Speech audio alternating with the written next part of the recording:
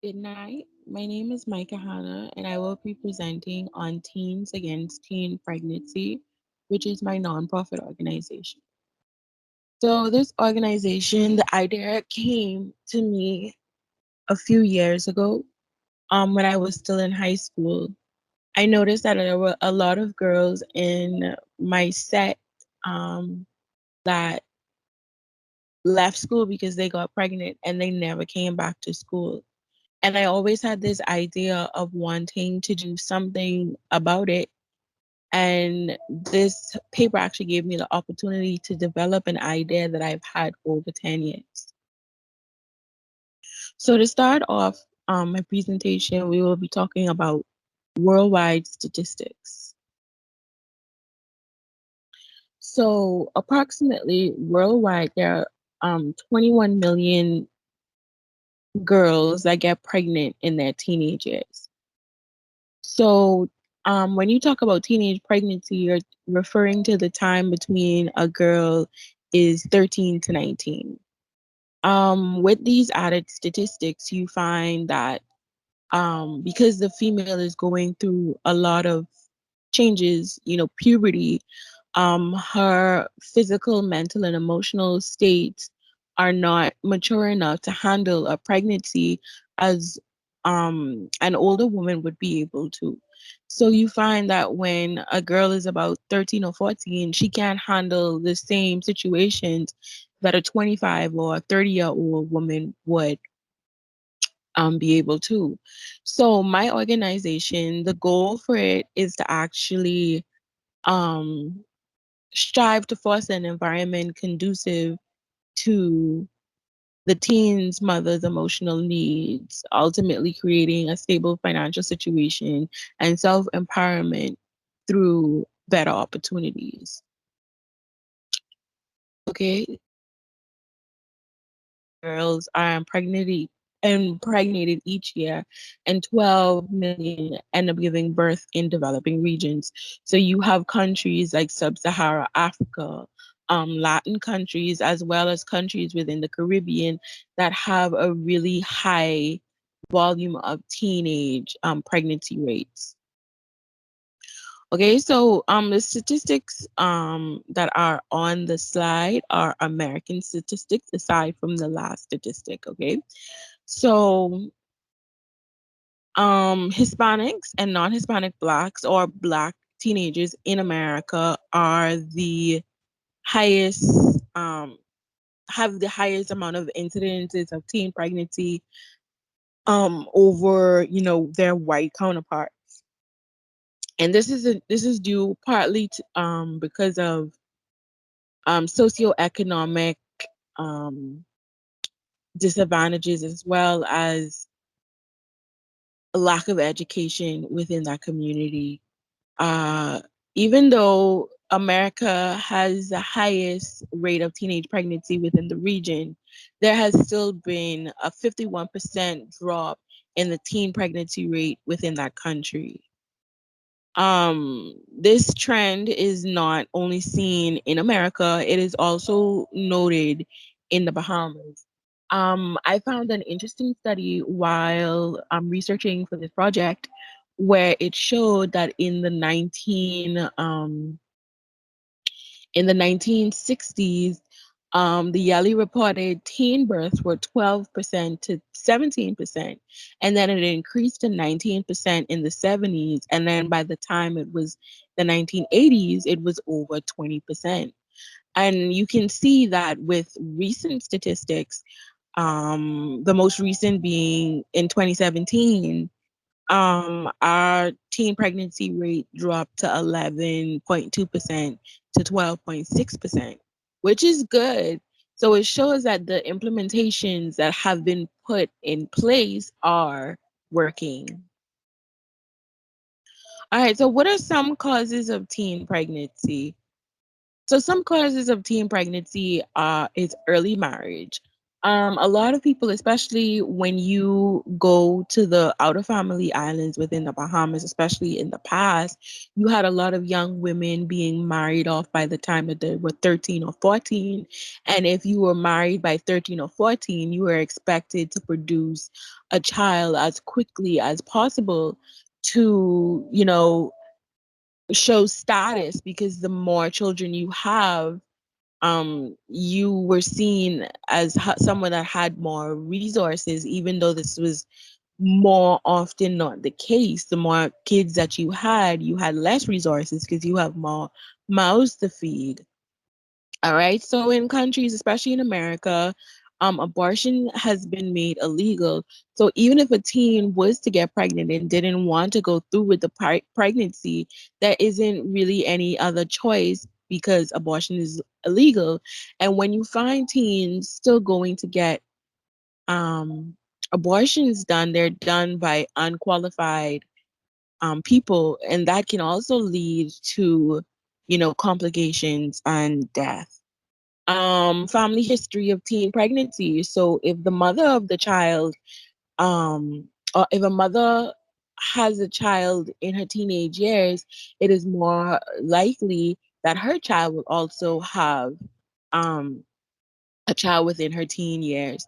Also, there was a study done which showed that um, older sisters have more of an influence on teen pregnancy than mothers do, because teen mothers often are overprotective of their children and try to steer them away from becoming teen parents themselves. And when you have a mother that is educated, a teen mother that goes on and to get let's say her college degree, she's even more so um more protective of a child, trying to prevent the same occurrence of teen pregnancy. So, teen childhood maltreatment, which is abuse, especially sexual abuse, can cause hypersexuality and promiscuity, a lack of parental supervision, a lack of sexual education, and early onset puberty can also be causes of teen pregnancy.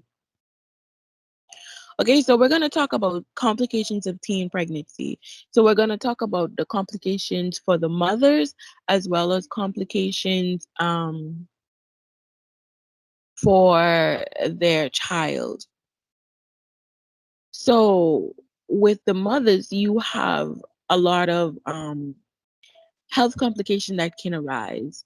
It can lead to eclampsia. Eclampsia is hypertension or high blood pressure that develops specifically because of pregnancy. They can develop systemic infections. They're less likely to graduate from high school because of the fact that they have to now provide for this child and they need an income. And you find a lot of times um, teens never go back to school because they have to find a job. And I found that in the cases of the girls that I know personally, this was their situation. They had to leave school because they had to get a job and they had to provide for their child. And that could actually lead into depression and low self-esteem because of social isolation. They are no longer in the space that they're familiar with their friends. They're now handed this major responsibility of taking care of a human life, and and if it's a situation where they don't have younger siblings, where they've never been responsible for a child younger than them, it can be something very difficult to assimilate into. Teen mothers are more susceptible to substance abuse. If you're running from these mental issues, you run to something, and sometimes, unfortunately, they run to drugs or alcohol. Another interesting fact that can arise from teen pregnancy, only about 50% of the girls that become pregnant within their teenage years actually graduate from high school, when you have a rate of 90% of the girls who don't become pregnant graduating from high school. And then you have these teen girls only 2% actually make it to getting a university degree before the age of 30. That statistic is very startling for me because 2% is virtually none, or, so there's definitely an education deficit when it comes to further education with teen mothers. Okay, so aside from complications with the mother, you can actually have complications with the child that they're raising. A lot of teen mothers end up having premature births because their cervix just aren't strong enough to handle the stretching and the growing of the baby. So sometimes it's because of cervical issues that they have premature babies. And these babies oftentimes exhibit lower birth rates, and there's a higher rate of infant mortality. Um, then you have in the future, these children are more likely to experience um, child abuse, and that child abuse is not just sexual. It can also be physical, verbal, mental. um it can be neglect because a lot of times these mothers have to go out and work, and if they have to go out and work, there's no time to really sit down and supervise their children, which can also lead to um their child becoming teen parents like them. Okay, so when we're talking about teen pregnancy, you have to include pregnancy prevention. Um, to prevent pregnancy, a lot of programs have been implemented to educate and modify the behaviors of teens. So when you talk about the programs, you look at youth social development programs that focus on the social and psychological development of these teens, and they don't necessarily teach about sexual health. There may or may not be classes for these teens. That is not the ultimate goal for youth social development programs. These programs are more or less developed to uh, open communication with the parents, and building parent child relationships, and giving these teens peers that they can um, grow with. You find a lot of youth social development programs are summer programs or after school programs or scouts or religious group programs, YMCA. And then you have comprehensive sex education programs. And this relies on actively teaching the children, or the teens, sorry, about accurate sexual education, teaching them about sexuality, LGBTQ, teaching them about contraceptives, and obviously teaching them these things to prevent, the spread of STDs, as well as pregnancy prevention. And then you have the comprehensive sex education programs are the most reliable programs, and they produce the best results. So when studies look at these programs, they notice that it's one of the most effective programs, and you see lower incidences of teen pregnancy and an increased use of contraceptives. All right. And then you have the abstinent only program, or sexual risk avoidance program, that basically teaches, against sexual activity until marriage. These programs aren't necessarily as effective as the comprehensive sex education programs, because when you teach abstinence only program, not saying that it's completely ineffective, but the rate of pregnancy, teen pregnancy, doesn't change. There's no significant change in participants before being enrolled in these programs compared to being after, um and it failed to decrease the rates of early sexual activity, teen pregnancy, or even the number of sex partners. So in the Bahamas, we have, I'm going to talk about just one of the programs that cater to teens that are pregnant, which is providing access to continued education or PACE. So with PACE, um, they take in girls that can no longer be in the formal school education system, because after you become pregnant, in schools, they they don't kick you out, but they take you out of the system because you can't be in the same environment when you're pregnant. There's more risks. There's more care that needs to be taken with, a pregnant teenager. So PACE is a school that actually takes in these girls. Um, the school teaches comprehensive sex education, and it also provides an environment for these young girls to take their national exams, whether it be the BJC or the BGCSE.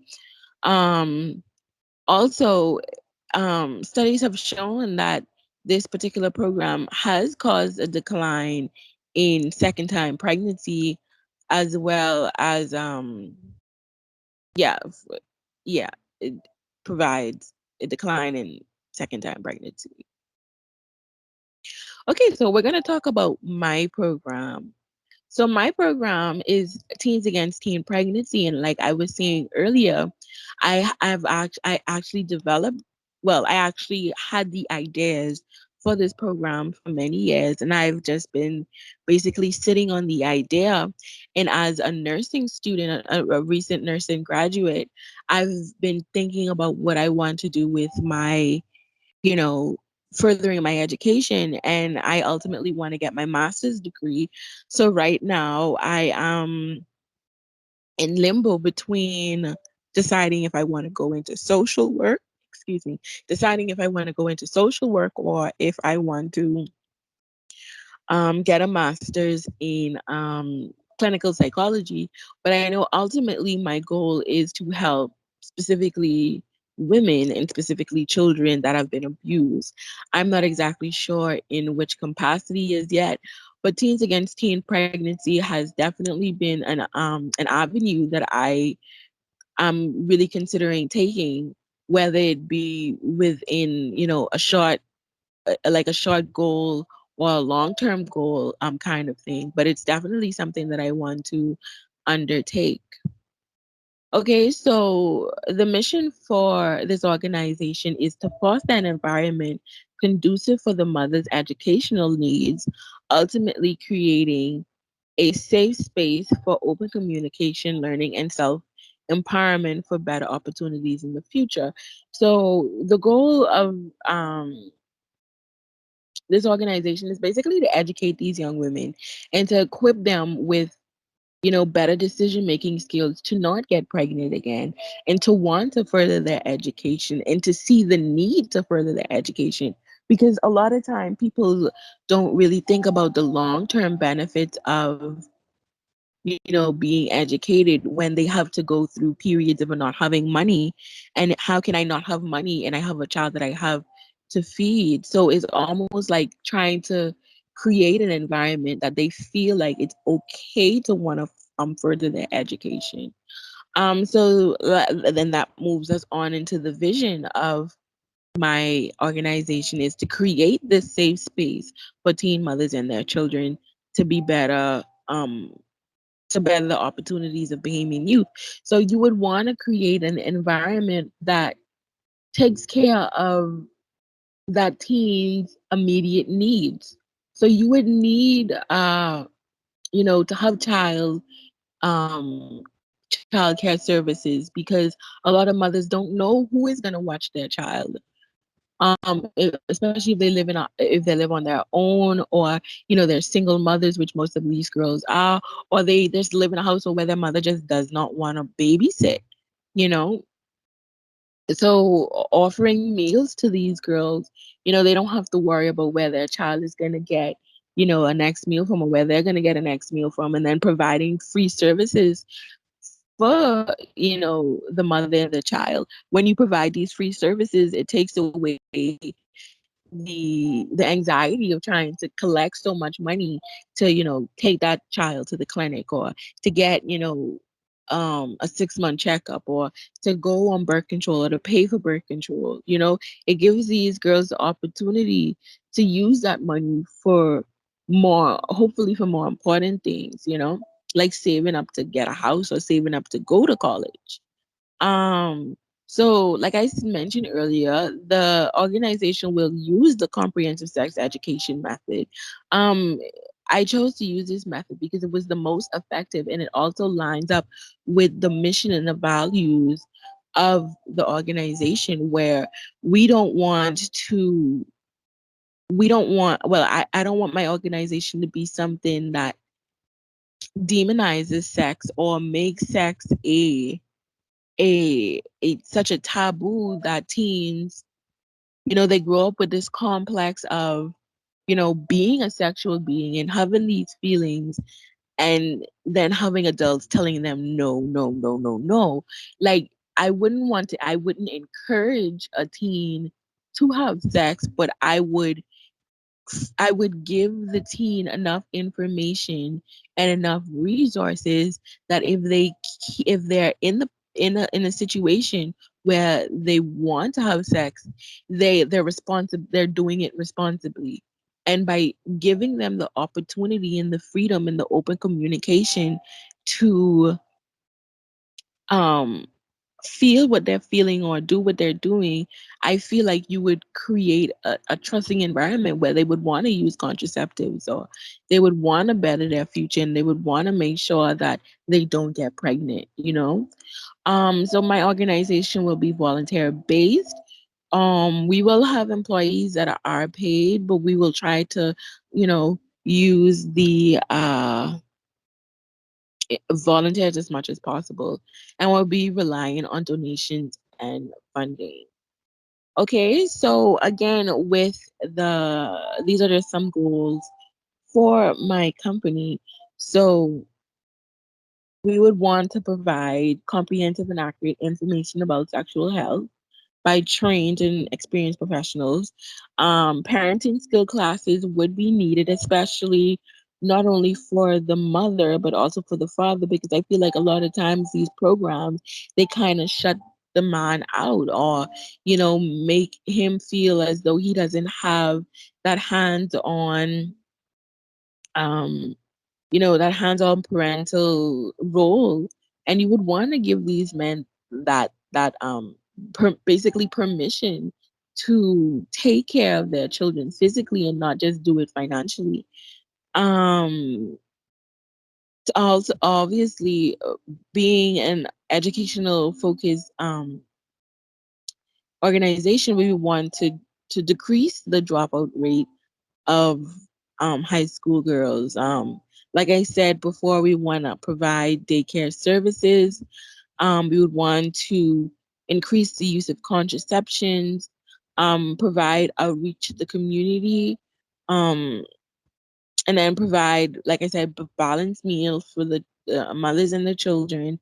And then we want to assess the effectiveness of the program annually. So when I say that, I mean, okay, so if we've been using the comprehensive sex education strategy for 5 years, and we're not seeing any decreases in pregnancy, we're not seeing any increases in condom use or contraceptive use, we're seeing an increase, or no change in second time pregnancies in teens, then okay, it's time to reevaluate the strategy and come back with something that's more effective. In the future, I would also like to provide job training and assistance. So with that, we would want to train some of these teen girls and make them members, or make them, employees of this organization, or volunteers of this organization, giving them something to look forward to. Um, and then we would also do post program support for successful graduates, meaning that, okay, you finish the program, but you still need somebody to take care of your child. You still need the food services. We would supply that up to a year after the pros program. Okay, so as well as these goals, these are also some of the services that will be offered by my organization. So we would continue the education of mothers with an option to reintegrate back into the former school system or completion of school via the program. So I would want my educational program to be so comprehensive that it can actually, replace going back to these schools, because sometimes you find that these girls become attached to the counselors or attached to their peers within this group, and you wouldn't necessarily want to take them away from this. So if they can actually finish their schooling at the TATP organization, then that would be, amazing.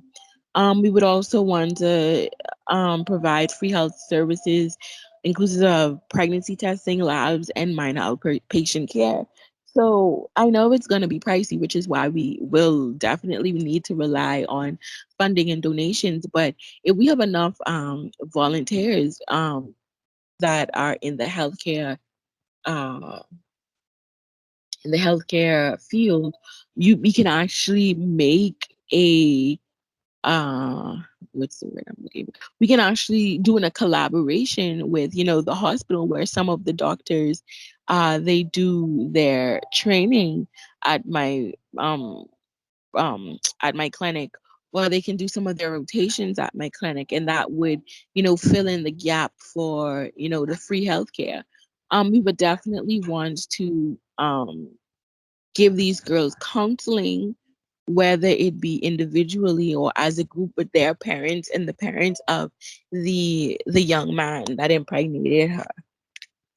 We would also want to offer the free lunch program for the mothers and their children, free daycare facilities, and like I said, even when the mothers have completed the program, and if they still need somebody to take care of their child while they're working, the organization would gladly um take care of their child. And then we would have a community outreach programs that promote comprehensive sex education to high school students. And then we would give the girls, like I mentioned earlier, the opportunity to train and actually become um, these counselors. And then we would provide, obviously, academic assistance services where, we would help you with your homework and ensure that what you're doing is up to par with what is required. So to um to wrap up my organization, to do everything that needs to be done, they will be done in phases. So during phase one, the organization will actually start as a pilot program at select junior and senior schools that show a high concentration of pregnancy rates. We would sorry we would have sexual health symposiums catering to these children, not just females, but males and females. And we would use the comprehensive sex education strategy. We would definitely um we would use props like videos, pamphlets, and personal experiences by the volunteers. And then during phase two of the organization, we would want to take it more into the community, and we would want community leaders to actually assist us by creating workshops that we would host about twice a month in various communities, not just one community. And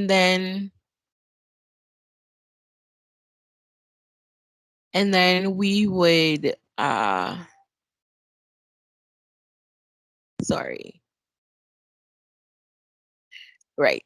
And then we would establish we would want to establish connections within this stage where we do a lot of public relations and marketing, and that way we can advertise to schools and churches and community groups and civic groups and on televisions and on the radio and in the newspaper, just to get our names out there.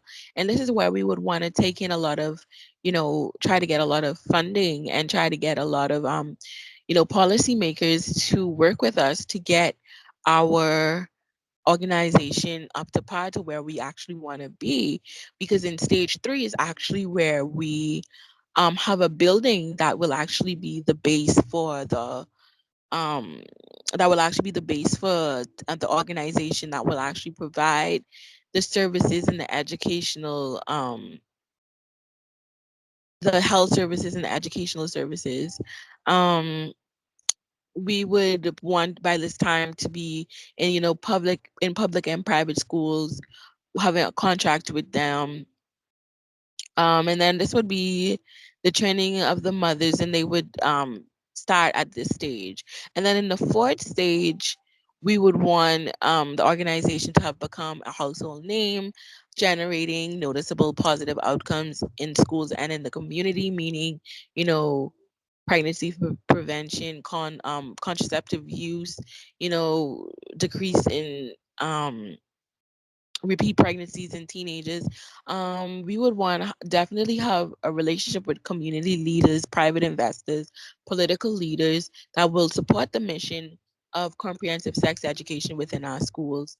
And then we would want to have a diversified member and volunteer base. And our outreach would have extended to the family islands.